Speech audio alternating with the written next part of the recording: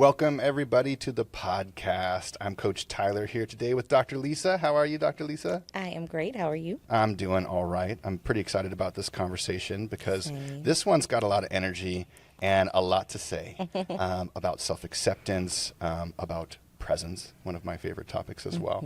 And so without further ado, let's just dive in and welcome Samantha Chung to the show. How are you? Hi, I'm doing well. Thank you so much for inviting me over to WeShape. Of course. We're so happy to have you here. And the first thing I would love to do is just let you share your story, how you came to be the person you are today and sharing the message that you are sharing. Yeah, thank you so much for opening up with that. It's incredible how many different times I can tell this story, but I think that what's important about all the different versions is that there's always a connecting theme. And the theme for me growing up was perfectionism because I was actually raised as a ballet dancer. And I was on this trajectory to be a professional ballerina from a young age. I moved to New York when I was 18 with my 2 suitcases. And I did not know that that city was going to chew me up and spit me out. I was thrust into this environment multiple times throughout my life where there was a lot of pressure. But it wasn't just coming from the environment. It was a lot of pressure coming from inside of my own mind. And I didn't know that. I didn't know that until I started to experience panic attacks. I didn't know what was happening. I remember calling my dad and thinking I needed to go to the hospital. Like I was so short of breath and he's trying to explain to me over the phone all the way from Tennessee, like just breathe, you're just having a panic attack. And all of these things were coming up because I was experiencing such an intense, critical, harsh inner critic. But I didn't know that.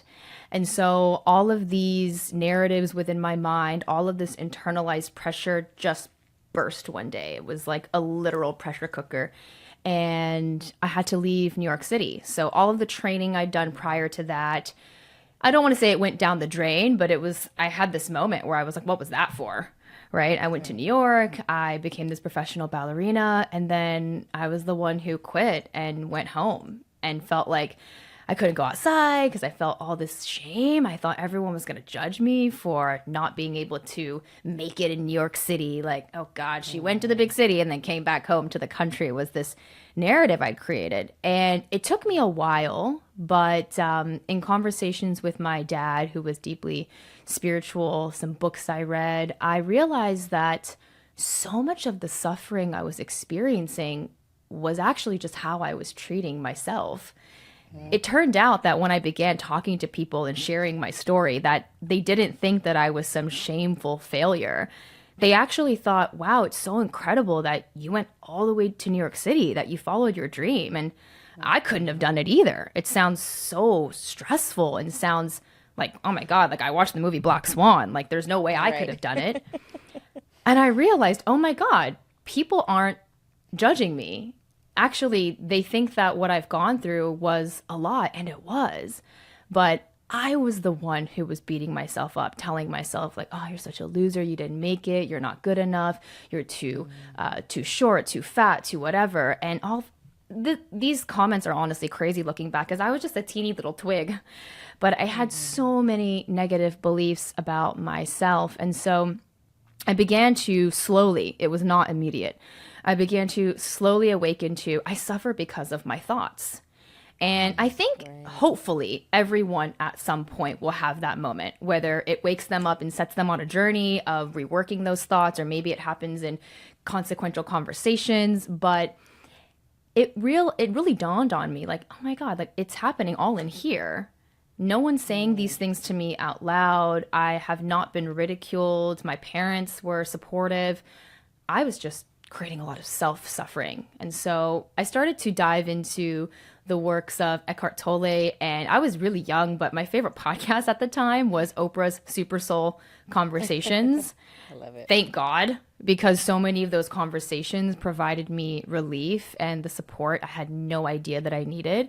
But I just slowly began to dive into this, I guess, psychological, but also just self-awareness journey where I thought, okay, where did I pick up these narratives? I just essentially began to become very, very curious. And I was really lucky because my father was a very spiritually curious individual as well. So we had a lot of philosophical debates and conversations around, like, why am I the way that I am? And yeah, all of this led me to become a deeply just analytical person. And I suddenly found myself the advice giver or counselor, if you will, amongst all of my friends. I was the person that everyone came to with a relationship issue, or what to do about leaving a job, or what to do about setting a boundary. And I was like, hey, I read this book and I read that book and I listened to this podcast, because I was just devouring all this information about how to better my internal world. I realized I could change the way that I think and change the way that I feel as a result of that. So I was doing it for other people just as a favor. And I didn't even realize the value of it until someone actually said to me, you should do this for a living. And I was like, do what for a living? Like, what are you even talking? Yeah, I'm like, what am I doing? We're having a conversation. And she was like, you're like always coaching me through all of these things that I find so difficult. And every time I talk to you, the way you talk to me, the way you phrase it, can't remember exactly what she said, but she was like, it's just, you say it in such a way that it makes complete sense for me. And it always makes me feel better. You should do it for other people. And that was the first time I thought, oh, maybe what I'm doing, maybe what I have learned has value for others. At that point, it was just self-knowledge. And I think that was really important. I think that whatever we end up doing for the collective as a service, I think it begins as a personal project. Whether it's music or art or coaching, business, it's something you do for yourself. And then someone else maybe plants the idea in your mind that, hey, other people could benefit from this. And so I took that piece of really positive feedback and I was like, oh, okay, well, like, what would I do if I did believe that people could value from this? Because initially I thought, oh, I don't think anyone cares. And then I thought, well, but if someone did care, what would I do? And so I started creating videos for what was like my past self, you know, things I wish my 20-year-old self would have known. And it didn't take very long for one of my videos to just go viral, hit over 10, 11 million views. And it was like not overnight, because this journey had taken decades to gain knowledge around. But overnight, people were messaging me saying, oh my God, this video was so helpful. Can you create a video about this? Can you coach me on that? And it was like a double confirmation that, oh, people do need to hear these things. And it's possible that they need to hear it from someone like me, because I've really struggled with that. So that's the long story short. I love that. That is a great story. And I think we talk about perfectionism so much on this podcast, and self-awareness, and, you know, just figuring it out and utilizing the parts of ourselves that can sometimes be problematic to ourselves. So this whole experience as a ballerina, that part, yeah, I did think Black Swan, but also I danced in high school, and the dance instructor at our school was a pretty well, like, renowned dancer. She was a part of the Josephine Baker story. She was one of the key dancers in that. And so she was very strict and very harsh, and she gave us like a little mini taste of what it would be like, you know, to pursue like a real career in dance. And I opted out very young, because I was like, no way, no way could I handle this level of pressure. But I always admired, you know, my classmates who went on and made dance their careers.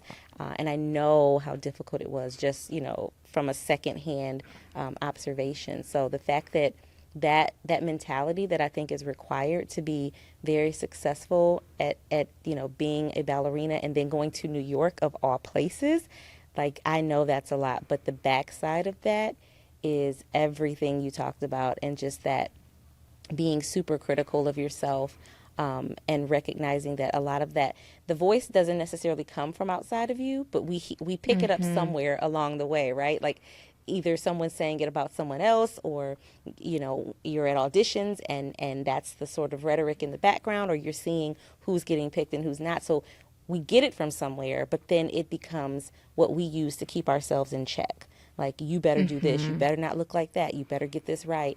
And it's so damaging to us over time. So I'm just impressed, at your story, and so proud of you for being able to walk away from something like that. Because I know when you have in your mind's eye, like, I'm going to be this thing, and if you have any ounce of perfectionism in you, walking away from that is one of the hardest things you can ever do, because then you start to lose, I assume, your whole identity for a while, and trying to figure out even who you are outside of this thing that you wanted to do with your life for so many years.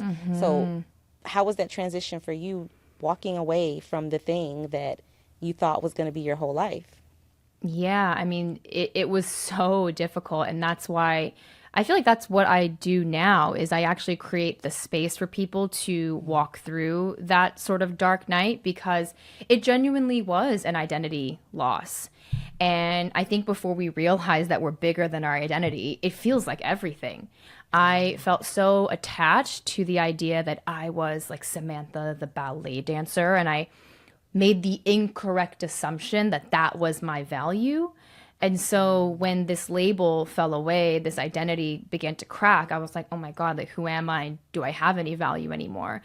And oftentimes when I meet people and they come into my container and they work with me, they are usually on the cusp of some sort of transition. They start to feel, I don't like what I'm feeling, either in my relationship, my job, where I'm living. There's some sort of resistance. But of course, there's a lot of fear around making a change. And so I really get to usher people into the new level, if you will, of their lives through a time and a period where it really does feel like a lot is crumbling. Maybe they've been in a relationship for, who knows, 10, 20 years. Maybe they've been in the same job or the same industry forever, but they're getting this feeling that it's not serving them anymore. And to lose that when you believe it's everything you are is devastating. And so yeah, I want to say that I went through that transition really gracefully, but I didn't have the support that I now try to provide for the people who are going through that as best as I can. So it wasn't pretty. I left and I was dealing with just a lot of anxiety. Initially, I was very isolationist. I didn't want anyone to know what had happened because of all of these internalized negative narratives about what they would think about what had happened. So I isolated myself. And so one of the things I love to do now is build community. And I just hosted a retreat because a lot of the women realized through this gathering that, oh my gosh, the things I'm afraid of, all the rest of you here, all 10 of you are afraid of the same things.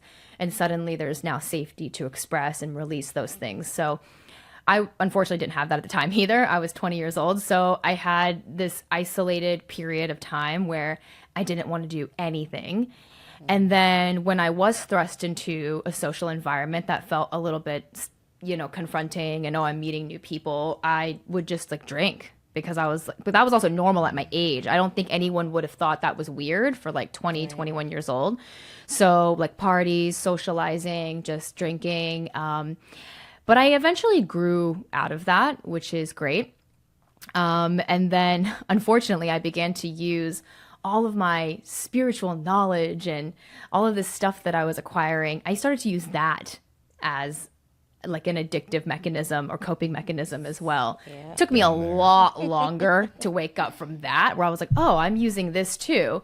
And now I feel like I have a healthier relationship with it. But I guess to answer your question, it was a pretty brutal transition to go from this is who I am, this is what I'm doing, this is what I'm attached to and assigns me value, to, oh, I don't have that thing anymore. And I'm now assuming that I'm worthless. And that's why I now try and help people realize that your worth is never in a thing that you do. And that can be really hard for people because we're so conditioned to think that is who we are. I very much see your journey as a journey of self-discovery that starts with seeking validation and worthiness outside of yourself, to falling apart and that dark night of the soul that you mentioned, where it's like, what is this all about? To wait, I'm inherently worthy. I don't have to do anything or be anything for anyone to be inherently worthy. And I'm wondering, just in your experience working with people and your own experience, how essential is that journey of having to fall apart and go through that suffering moment for people to come out the other side and start recognizing that they're worthy just as they are? That's such a good question, Tyler, because what I would love to say is that you don't have to go through that. But Wouldn't that be nice? wouldn't that be nice? We wouldn't have to come to Earth and do this whole incarnation thing and learn lessons, right? But people don't trust you until they actually go through that experience. It's very similar to when I tell people, oh, making a bunch of money and like getting all the accolades and accomplishments and all those things you dream of in the future, that's not going to make you happy. They're like, okay, but wink, wink, it actually does, right? Yeah, right. And I think for those people, and I was one of those people as well, I did have to experience some degree of what I was attached to realize that it wasn't that. And so I think in order to recognize your inherent worthiness, I do think that what precedes that is something falling away that you thought made you worthy, because you can't discover inherent worthiness if you think your worthiness is something else. And if you maintain that illusion that your worthiness is, I'm the best speaker, or I'm the best author, or whatever it is that you are finding value through, if you maintain that illusion, why ever go on a self-discovery journey of knowing what your true value? You don't have to do it, right? It's like someone who always has money never has to like figure out like, oh, wow, like if they're attached to that, let's just say, they never have to go on the journey of realizing that they can be happy without it because they just always have that. So I think that there does need to be, unfortunately, but I always say to my clients, thank your pain. It's what brought you here. It's what catalyzed this journey. It is the thing that makes you look inward. I can't help but have this newly sort of embraced relationship with pain, because I used to think it was something that had to be completely avoided. But it's actually the thing that turns you inward.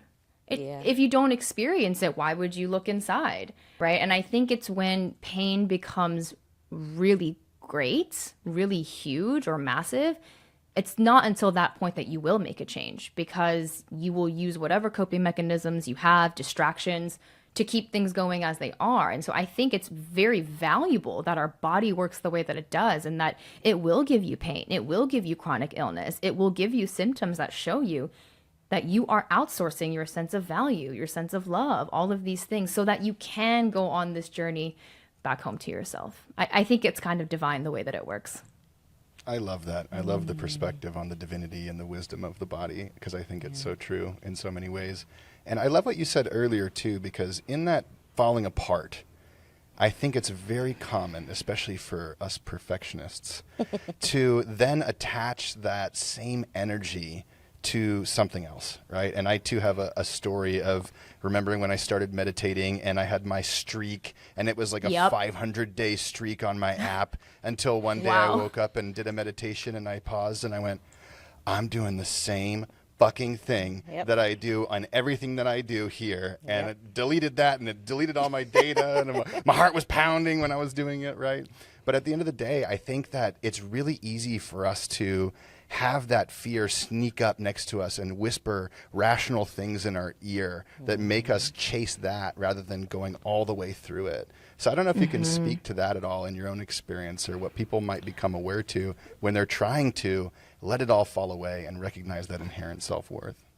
I love that you said that. And I'm cracking up at the 500-day streak, because I was like the person with a 3-hour morning routine where I had to go outside, put my bare feet on the grass, get the sun on my retinas, cold shower. Like, I was so crazy because I was like, oh, this is going to make me like morally superior in some way if I like do all of these amazing routines. And if I mess up my routine, oh my God, it all falls apart, which is just such a hallmark of attachment. But I think this idea that we end up repeating that pattern is so human. And it's why my own podcast is called Spiraling Higher, because we really do spiral through these patterns and are raising levels of consciousness, because I think it's just our ego's way, the fearful part of us, showing us, oh my God, I still don't trust. We gave up trying to be perfect in ballet, but now we have to be perfect in school. Okay, that's over. Now we have to like run a half marathon and like run a sub 2 hour race. Oh my gosh, now we have to do a 3-hour morning routine. And I think you just do it enough times until you do experience some degree of pain from it. And I think, again, that is divine. That's not wrong. It's just showing you, okay, you've been doing something a certain way for a long time. And what I will say is those repeated instances, they begin to lose their efficacy. Yeah. And I think with all illusions, all substances, anything we use to feel okay, it always does. If you were to use drinking to cover up your feelings of not enoughness, or smoking or whatever, you know it loses its efficacy. It's like it used to be only 2 drinks. Now it's 4, now it's 5, and then now you're an addict, right?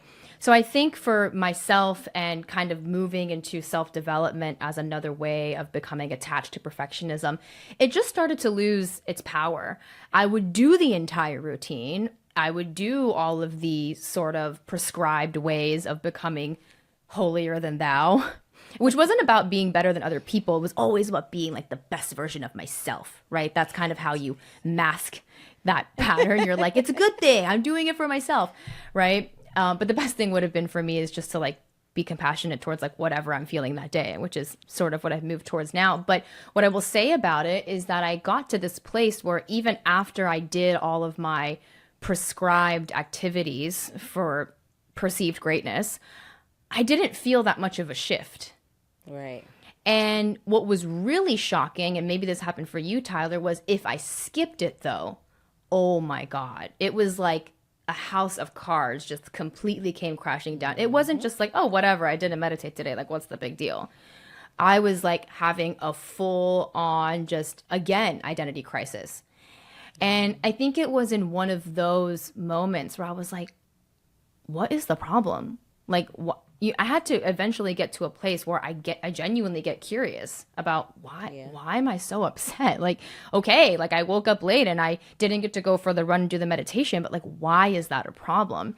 And answering that doesn't happen on the same day or the same week or the same month. It's a process. And that's why I work with my clients for usually minimum of 3 to 4 months, because it's about asking that question and getting really underneath what you think you're able to access through constantly meeting those conditions. The habit or the pattern, whether it's finding itself in spirituality or like sports and athletics or artistry, whatever it is you're doing it through, that's you trying to find okayness and ultimately self-acceptance. And so the question becomes, why don't you self-accept? What about yourself can you not accept?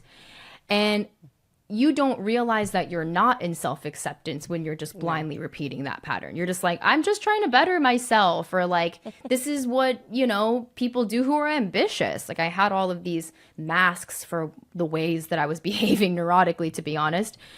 And then only when it becomes painful am I like, what? Why? Like, why do I care so much? Like, who cares if I miss the meditation? Like, what's the big deal? And then that sort of unfolds into like, oh, if I do the meditation 500 days in a row, then I think what I access is self-acceptance. Like I think a positive thing about myself. And so that's the key, is getting people to realize, oh, when you meet all of these conditions, all that happens is that you access a cute little belief about you. Mm-hmm. You start to think, oh, I am consistent, and maybe you have a high placed value on that, or like, I am doing great in life, whatever thought it is you're accessing. And then you feel a good feeling. And then instead of thinking that it's the belief that's causing you to feel that way, you're like, it's the meeting of the conditions. It's because I meditated. Right. And not to say that meditation doesn't have some, calming brainwave effects. It totally does. But it's really, how are you treating yourself when you meditate versus not meditating? That's what the work really is about. And so people start to slowly, and myself too, realize, oh, it's not about working out 5 days a week or whatever it is. It's how I relate to myself because I work out 5 days a week. Because I was conditioned to think that was superior and good and acceptable. I'm nice to myself because I went to the gym 5 days a week. Right. And then you start to realize, wow, I'm not very nice to myself at all. And actually, I have a huge laundry list of things I have to check mark at the end of my week in order to access a little dose of niceness.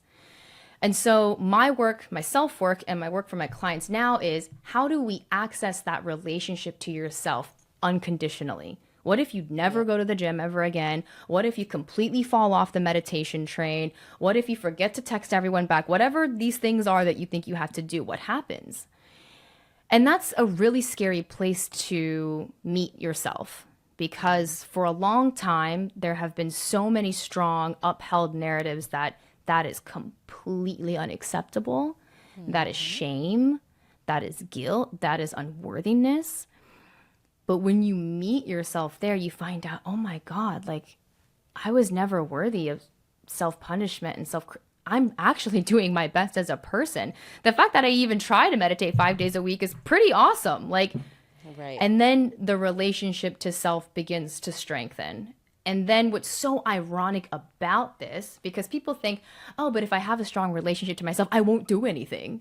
That's the big fear, right? So like if I accept myself, Sam, I won't go to the gym anymore and I'll become a potato and never work out ever again. And what's so ironic is they need to build this trust, because it's the exact opposite thing that happens. When we actually are fueled by love as opposed to fear. I know that sounds cheesy, but when we are fueled by love, it becomes natural that we do things for ourselves, like going to the gym. But it's not about doing it 5 days in a row so that you can be nice to yourself. It's just about showing up that day because it feels supportive. And sometimes the supportive thing is going to be, I'm going to stay home today because I'm not feeling well. Whatever it is, you do things to support yourself and you learn to treat yourself like someone you genuinely love. One of the activities or assignments I offer my clients sometimes is I want to imagine you have just jumped into the skin and the body of someone that you love so much. Maybe it's your parent or your sibling, your bestie. You're in her body, their body. How do you act? What do you do? What about your behavior is so different? And they're like, oh my God, like everything's different. Like they literally treat this body suddenly in this imaginary assignment that it is the most valuable, just precious thing because they love the person. And then we contrast that with how you treat your body and your mind. And oftentimes it's very devastating for the person. They're like, oh my God, like so bad, like so terrible. And at some point, usually during the coaching journey or self-realization journey, rather than feeling shame or rejection about having repeated these patterns for so long, because I think that happens too. You're like, oh my God, this is what I do. And I hate that's what I do. Like that's a whole nother spiral. But somewhere along your journey, you get to a place where you go, oh my God, I've been doing that to myself for so long. It's just like the deepest, sad, compassionate cry. It's not a self-pity cry. It's not a self-judgment cry. It's like, oh my, like, I'm so sorry. I'm sorry. Like, I'm sorry. And like, you just meet yourself and you're like, I don't want to treat you like that anymore. And I wish I could also say that after you have that reunion, that you have just like a budding blossom relationship to yourself forever. But it's still there's more soul cries to come. Yes, there's still. But you make a new and improved commitment to yourself at that point where you're like, I am going to be loving towards the things that are difficult, towards even the pattern that I have of self-judging myself, be loving towards that. And it doesn't all of a sudden make life just completely easy and awesome all the time, but it makes things easier when you're willing to love through it. I love that. I love So that. much I had a big routine myself for years and years. And luckily I had a teacher who taught me the same thing. And she said to me, you know, it's amazing that you do all this stuff for yourself and that you find so much self-worth through doing it.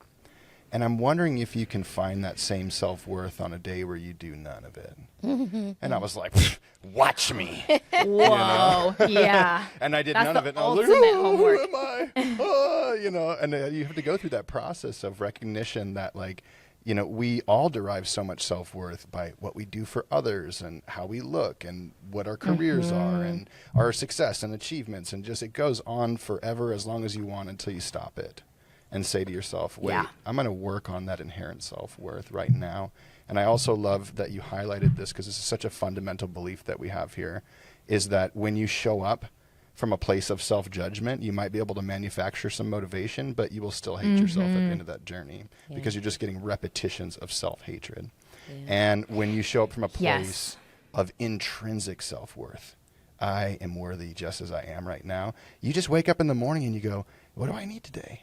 And maybe I need to stretch today. Maybe I do need to do a bigger routine today. Maybe I don't. Maybe I need to take a nap and eat a cookie, And so like just giving yourself so much more grace and self-acceptance is such a critical part of this journey. So I'm curious, like when people are struggling to offer that to themselves, how do you get them to give themselves that first little bit of self-acceptance so they can start to build and build from there? I think what I end up doing for most people is sort of personifying a lot of their inner voices. I think before you come into this work, you just assume all of your beliefs as true, and you might not even be able to identify that they are beliefs, which are just thoughts you've been thinking for many years, right? It just sounds, it's just the truth, like in quotation marks, right? It's just your truth. And so what we do with thought work or in coaching, we start to actually reflect back what their truth is. Sometimes this looks like just having an open dialogue. Sometimes it's actually me writing down and reflecting all the things I've heard and really getting them to assume a different person's position while consuming the contents of their own mind. Not hearing it like they're them, but hearing it like they're someone else. And that could be a previous version of themselves. Sometimes inner child work helps. Like, can you imagine hearing this at 9 years old? Or it's personifying a different body completely. Maybe it's my body, maybe it's a friend's body. But getting them to really objectively view what's happening inside their mind, because they have a subjective relationship to what's happening, right? They're like, yeah, that sounds right. Once we can kind of get them to see from literally just a different perspective, it begins to slowly change the relationship to the contents of their mind. They're like, that's actually, I would actually like never say that to my friend, or I would never say that to a child. And so something around that belief then begins to soften.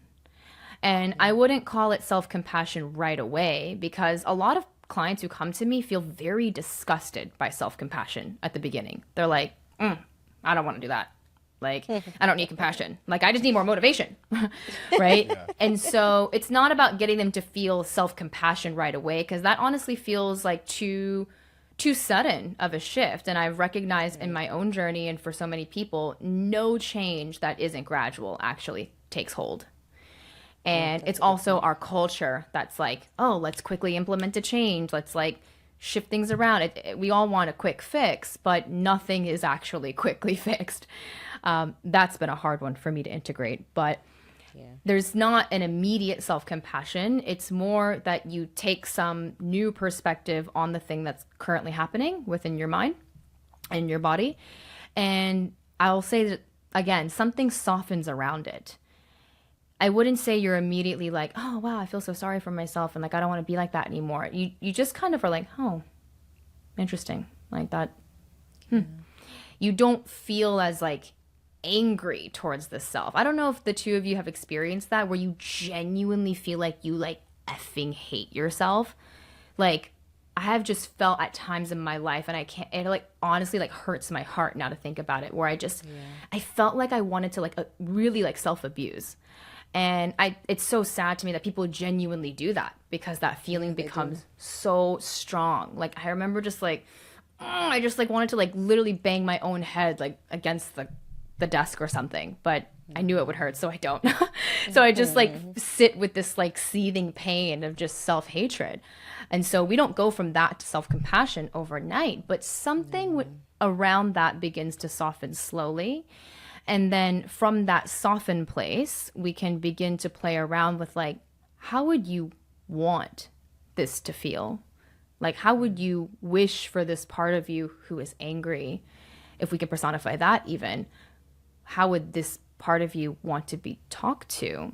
And a lot of my work is influenced by many practitioners, but I really like Richard Schwartz's work, which is internal family systems. I'm sure you are too familiar, but he has this sort of concept that we are a map or globe of different parts of the self, There are like younger parts of the self, older parts of the self, and all of these selves form your self ecosystem. And sometimes they have warring desires and fears. There's a part of you that's like, I do want to follow my dreams. And there's another part that's like, I'm so scared that that's like not going to work out or whatever.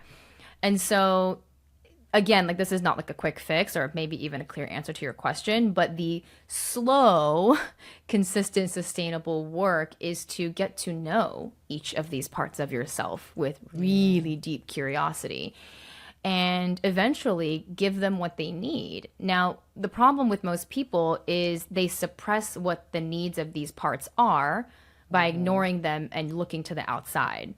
They're like, I feel this like deep discomfort or disturbance in my body, but whatever. I'll just meditate every morning and go to the gym and try to make a lot of money. Yeah. None of this actually helps you meet the part of you that's feeling that way. But unfortunately, most people don't believe you until they get to that point because they have genuinely been fed the belief that that will go away as soon as X. It's like the I'll be happy when syndrome. So I feel like if I could distill my work down really simply, like I heal I'll be happy when syndrome completely. And we just do I can be happy now.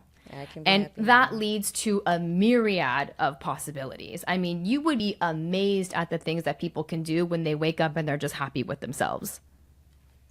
Stunning results, right? I get people who come to me and they're experiencing that self-hatred we talked about. And within 4 or 5 months, they're just like, oh my God, I did this and I did that. And because the resistance of self-hating is so heavy. It's like mud that you're trying to move through. It's amazing we do anything at all from self-hate. But I mean, even for you, it's amazing. Like I'm amazed, honestly, that I managed my life before. But I'm curious to know about even you, Tyler and Lisa. What has it been like for you guys? Because you also probably had those relationships to yourself. But hasn't everything flourished in such a deeper way since not treating yourself like that? Oh, yeah. You're up. I'm up.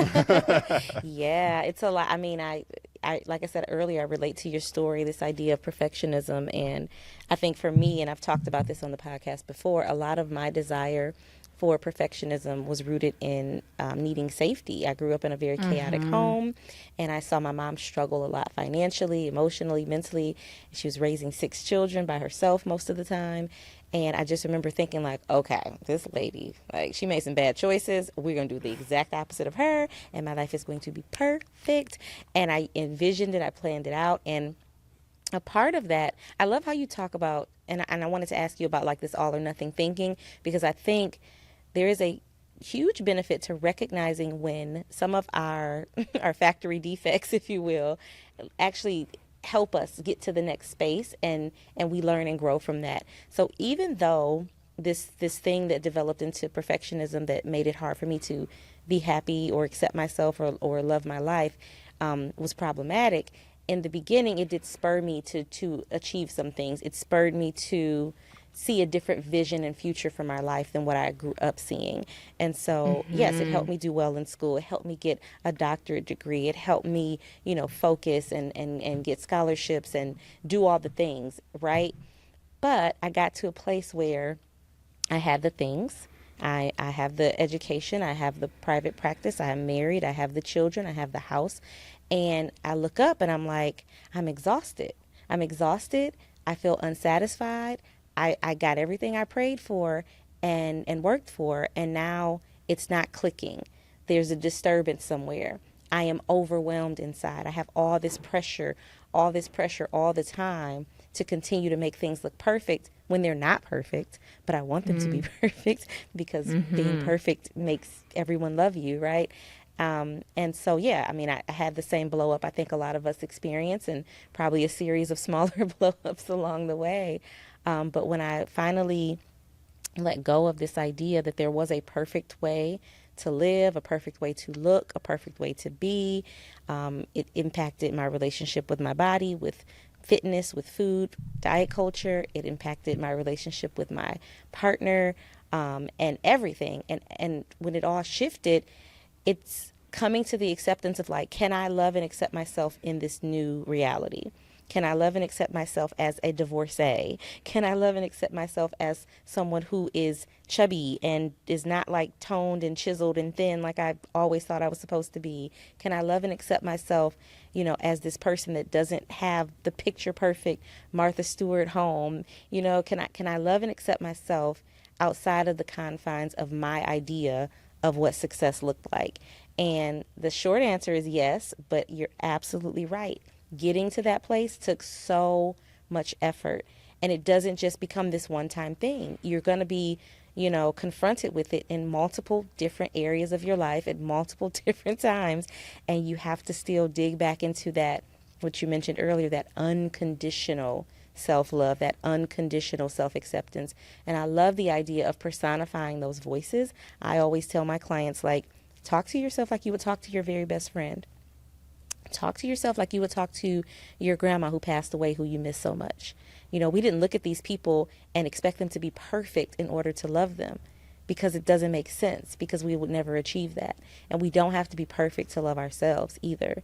And so coming into that knowing is life-changing, but it is a series of lessons over and over and over again.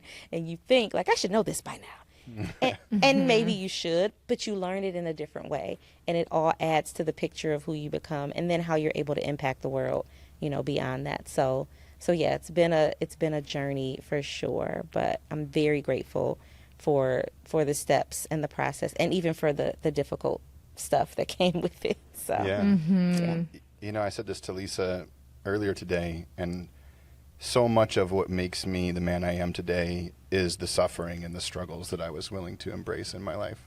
Mm-hmm. And the longer the time horizon, the more gratitude I have for those struggles, because if I truly love myself and I'm made for my struggles, doesn't that mean I should love my struggles? Doesn't that mean I should be grateful for my struggles? And like a lot of people, I felt very driven by fear for most of my life. And that self-hatred and fear got me really fucking far. Mm-hmm. I had all this stuff that everybody wants, and I was miserable. Yeah. And like you said, you can't tell someone about that. That's something that still hurts me a little bit, is that I can't tell someone that. Mm-hmm. I can't tell you, like, you'll get there and you will not be happy. They just have to go through it on their own way for themselves. Yeah. And ultimately it was just this moment of recognition that I can stay on this hedonic treadmill forever, or I can figure out what's really important to me, and that's my relationship with myself. And working through that for many, many years now has just brought a level of living out of love rather than living through fear, embracing all of those parts, even the fucking gross, nasty parts inside that you don't want to acknowledge sometimes, right? I think that's the hard part about parts work, is it's easy to get to know the loving parts. It's hard to get to know those parts that aren't so loving and easy to accept. Yeah. But yeah, it's just made me who I am, and I think it's so important for anybody on this journey to embrace the struggle, lean into the pain. The only way out is through, and just keep learning more and opening your heart more and living more and more from that place of love rather than fear. So that's so beautiful. I do always joke, can they create another way that's not through? Can we go around? Over? Can we go over? You want to rewind? Exactly. Can we go back? But you're so right. It is by going through. And I think it's really important just to reiterate, because you both said this in your stories and so did I, that the fear-driven strategies actually were helpful at first. Yeah. I mean, we can liken this just to a simple animal running away from a predator. That is probably very helpful in the short run. It just starts to break you down in the long run. And so I think even if we became physiological about it and talked about adrenaline, there's a use for that, right? Mm-hmm. We have that coursing through our veins at different times for, heightened running speed, given that we might need that, who knows? But we don't need that in our daily life all of the time. And so the thing that we once used to get very far begins to damage yourself. And so I think that's the part that I have to meet with a lot of people when they do come into this sort of more self-inner work, is they're like, but I am really afraid to give up how I've been operating, whether they're aware of that or not, because the way they've been operating served a purpose. Yep. And so there is a layer of work we have to do around that, where we have to like be thankful and like grateful and like acknowledge the ways that it did, but then with a lot of loving awareness, see all the ways that it's just not anymore. And I think a lot of us, we feel a little bit attached to the past, and we're like, but it used to work. Like I remember Ain't broke, thinking, don't fix it. I know, like before I entered my 30s, I was like, I used to not sleep that much all the time. Like I was like, I used to always like stay up late and like whatever. But it's like, okay, but that's not you now. And there actually was a deep attachment and even ego death in that, where I thought, but I used to do this all the time. I would just say that over and over. And my coaches, my therapists at the time were like, but that's not who you are right now. And I really struggled with that. And that's when I became a little bit more I prioritize presence more, because I had a hard time with it.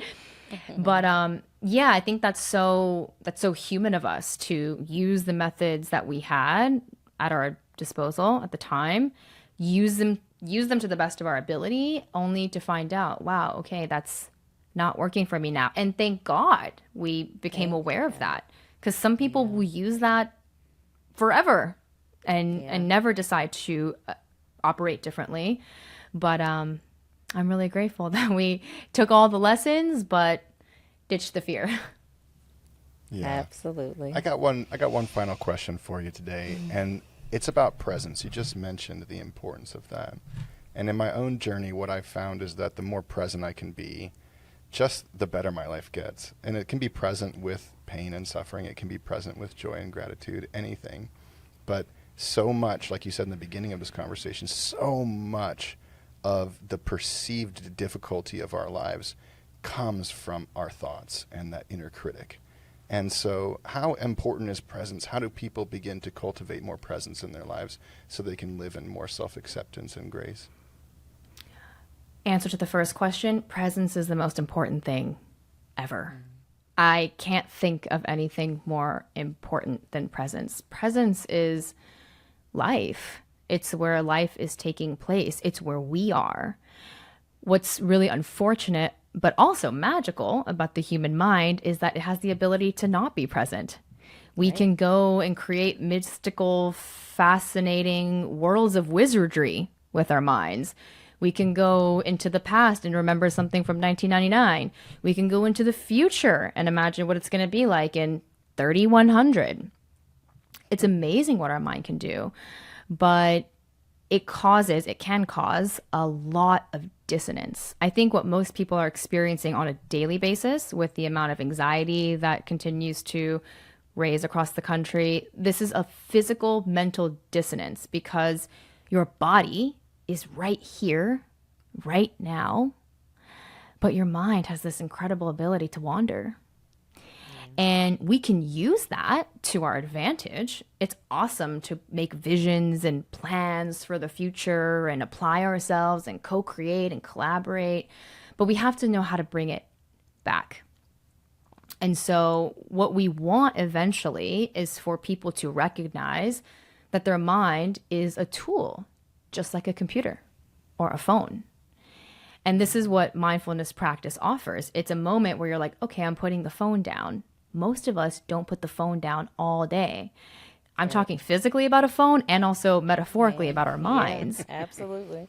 And think about a phone. If you keep it on all day and you keep it on and you're constantly looking at it, it runs out of battery.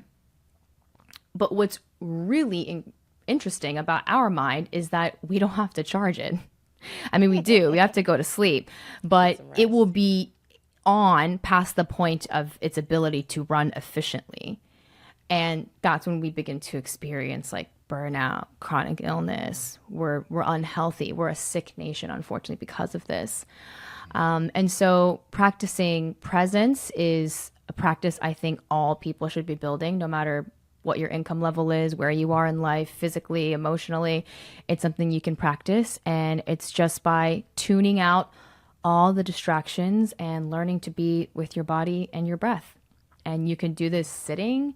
You can do this walking. You can do this doing laundry. I think a lot of people really overanalyze the idea of presence, and which is so funny. It's the opposite of presence. They're like, oh, so should I do it like on a meditation cushion? Like what kind of guided meditation should I listen to? Like, should I watch a YouTube video? It's like, how should I breathe? It's like, how should I breathe? Yeah. It's like 4 counts in, 4 counts out. It's like, it's not about any of that. It's just about structure. learning how to be with what's in the moment.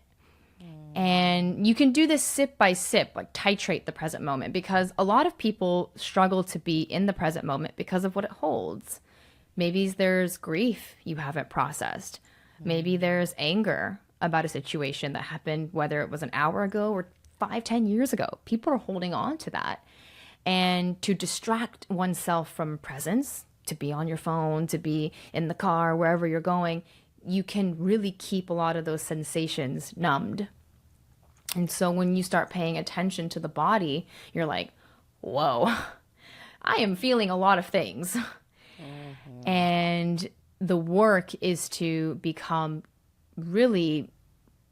practice equanimity in the face of those things and learn that all sensations are fleeting. And if you can change your relationship to those sensations, to be curious about them, loving towards them, then we don't have to fear being in the present moment as much. And so I think there is nothing more valuable than learning how to be present, because that's where your life is. And if you're not there, you miss it. I think a lot of people are creating this, they're like recording an amazing 3D movie, right, with these little awesome 4K cameras on their face. And they're in the bathroom texting. They're like missing the whole movie. Yeah. But sometimes movies have scary scenes, right? Scenes of conflict, scenes of tragedy. And so we have to be willing to be present for the whole movie. And that's hard when we've been told that the movie's supposed to be perfect. Yeah. And so I think you asked me at the beginning of this conversation what one of the beliefs was that I don't think anymore, right? Mm-hmm. Yeah, and it was definitely that life is supposed to be perfect. And I thought that it was my job to make it so. And whenever things weren't what I perceived as perfect, who got blamed? Me. It's just a lot of self-blame for not being perfect, which is wild because I was blaming myself for a thing I could never possibly be.